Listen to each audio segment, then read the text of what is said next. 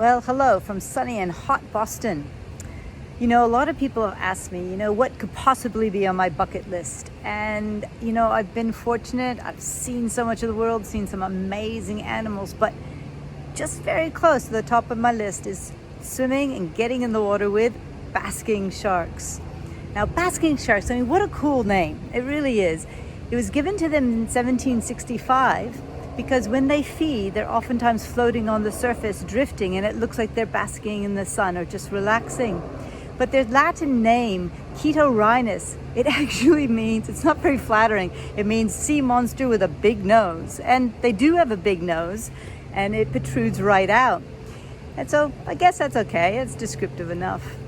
So basking sharks are the second largest fish in the world. The first, well, you know it, the largest, it's the whale shark. And of course, they maximum length, some can be 11 meters or 33 feet. Basking sharks are somewhere around 8 meters or 25 feet. But they're still a big fish, and they're heavy. They come in weighing at about 5 tons. That's the combined weight of 2 hippos plus 2 polar bears. So basking sharks are one of only 3 sharks that are filter feeders, that don't go and hunt prey down. And the other 2 are the whale shark that we talked about, and the other is the rarely seen megamouth shark. Now, so it would be understandable if you thought, well, then the basking shark must be closely related to a whale shark. But it's not at all. In fact, the basking shark's closest relative, are you ready for this? Is the great white shark. That's right, the great white shark. And in fact, when they open their mouths, they look very similar, the great white and the basking shark, the shape of the mouth. But instead of having large serrated teeth that the great whites have, basking sharks have hundreds of small, teeny-weeny little teeth that really don't do anything except maybe snag a jellyfish and keep it from coming back out of the mouth.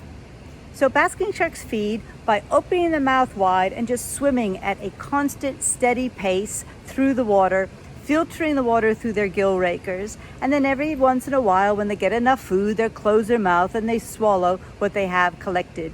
And then they open their mouths again and just keep swimming. This is called ram feeding.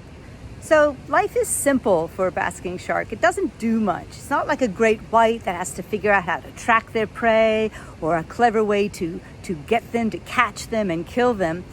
Basking sharks just kind of float around with their mouths open. And so because of this, they in fact have the smallest brain compared to the body ratio of any shark. It's quite small, but I love them anyways.